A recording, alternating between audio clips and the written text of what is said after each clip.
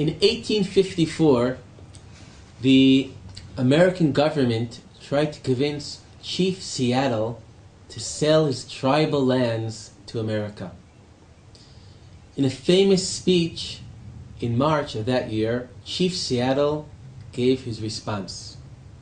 The exact text of the speech has been lost, for among other reasons, the chief chose to speak in Lu-Shut-Sid, which is a language not known by white men. But apparently the gist of his talk was to talk about the meaning of the land. He saw the land as holy, as a spiritual entity in itself. And ultimately, he concluded, the land does not belong to us. We belong to the land. Throughout the book of Vayikra, and in particular, Parshiyot Behar and Bechukatai, there is a vision of the land of Israel as being holy, as being a spiritual entity. We know that in Behar and Bechukatai, once every 7 years, we must give a year to the land for Shabbat ha'aretz, the Shabbat of the land. And if we do not give Shabbat to the land, we will go out into exile to allow the land to reclaim the Shabbatot that were not given to it. And in fact, in the book of Yirmiyahu, and at the end of the book of Divrei Hayamim, we are told that the 70 years of exile in Bavel is to allow the land to reclaim the 70 years denied to it as Shabbat, as Shabbat ha'aretz, during the course of the first temple times.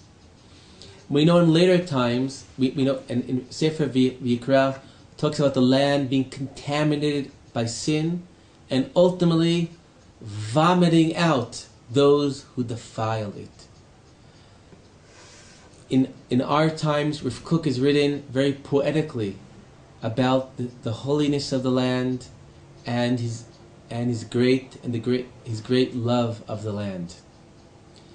Now, ultimately, this begs the question, because Chief Seattle religiously had pagan beliefs. His beliefs included the worship of nature, which seemingly are anathema to Judaism, which is monotheistic, believes in one God, and is adamantly against all forms of idolatry. And in fact, so often the religious Zionist community in Israel, because of their great love for the land, have often been accused by certain circles of worshipping the land and creating a form of idolatry as a result of their deep connection to the land. So this seeming similarity between Chief Seattle and Rav Kook in Sefer Vayikra, I think, can allow us to try to highlight what is the difference. What is the difference between belief in holiness and of a land of a spiritual entity, and a deep connection to a land which on one side leaves you on the side of idolatry, and on the other side leaves you within Judaism. Now, there are three basic approaches to see how God relates to the world. One approach sees God as being transcendental. God is not in the world. He's not part of the world. There are two separate entities. There is God and there is the world. There is interaction between them, but ultimately they are distinct and separate. The other extreme is pantheism.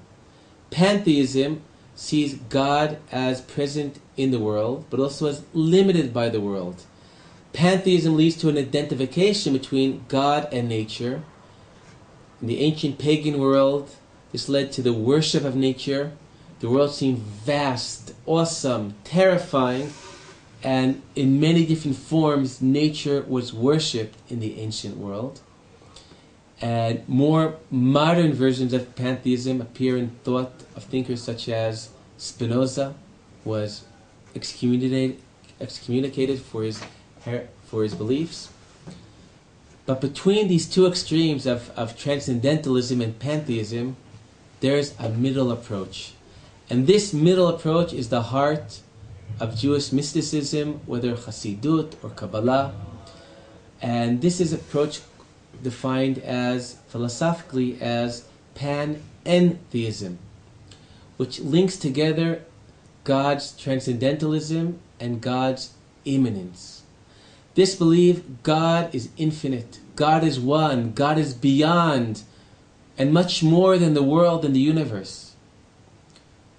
But together with that, God's presence pervades all of life, all of existence. God is both transcendental and immanent. In the phrase of the Medrash, Hakadosh Baruch Hu Mekomo Shel Olam Ve'ein Olam Mekomo. God is the place of the world. The world is not the place of God. It's not that in the world there's a place where God is, but within God is the place of the world. Actually, this was best explained. One of my sons, when he was 5 years old, explained this once to my then 3-year-old daughter, that my daughter Noah, at age 3, came back from kindergarten and said that God is in the Shemayim, God is in the heavens. And then my son Hillel, who was then 5, tried to explain to her that God is everywhere. But she didn't quite understand, so he tried to find how to explain this. So he looked around, they were sitting in the dining room, and said, it's like God is like the house. Wherever we are in the house. Whatever room we're inside the house. And this analogy explains God, the world is inside God. But everywhere we are in the world, we're part of God and linked to God. Now, this view of panentheism, as opposed to classical transcendentalism, really reflects to two different ways of looking about how the world was created. We know that religion believes that the world was created, that existence came out of nothing. In Hebrew, it's yesh ma'ayin. However, most people understand existence out of ein, meaning nothing, that there was just God, there was nothing else, and suddenly God came and created a world which is now something new that wasn't before. However, the Kabbalistic understanding of yesh ma'ayin is not existence from nothing, but existence from nothingness. And nothingness in Hebrew wouldn't be ein, but ayin. Nothingness is what's used to describe a reality that we're unable to grasp, beyond our comprehension, beyond our ability to touch. As a result, it's nothingness because our lack of ability to be in direct touch with it. So creation in Jewish mysticism is from the nothingness, which is the divine, which is ungraspable, existence, something that's tangible, ultimately emerged. And this approach would see that ultimately the divine, on some level, on some layer, still pervades existence itself. And I think we could see it if we think about the Big Bang. It's been often pointed out how the Big Bang is in line with biblical cosmology in terms of that there's a certain point of creation, that before that there wasn't the world, and at some point the world emerged. So on the surface, you would say that the Big Bang is appropriate for existence coming out of nothing. However, in reality, if we think about it, the Big Bang is telling us that existence came out of nothingness, because certainly before the Big Bang, there was something. We don't know what it is. We have no ability to define it. Even Stephen Hawking is hard-pressed to define what was before the Big Bang. It was a reality that we have no way of grasping. But from that, ultimately, existence and reality emerged.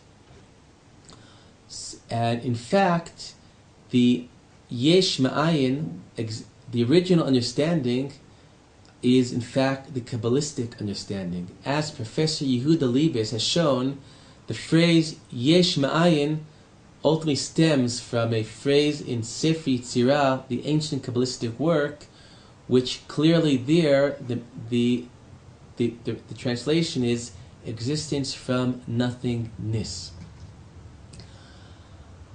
If the divine pervades all, so we may ask, so why are some places special and other places less special? Some places more holy, other places less holy. Again, an analogy to the physical world may be of help to understand this as well. We know all matter is made out of atoms, and atoms are filled with energy. But the energy of the atoms, there are forms where this energy is more evident, more released, and there are parts of matter that this energy is more subdued. The sun, fire, the energy is very revealed. In a rock, still full with energy, it's filled with atoms, that energy can be released, but it is hidden. So places are more, God is everywhere, but the level of the revelation, the revealed presence of God is different from place to place, and that's what leads to the uniqueness and holiness of specific places.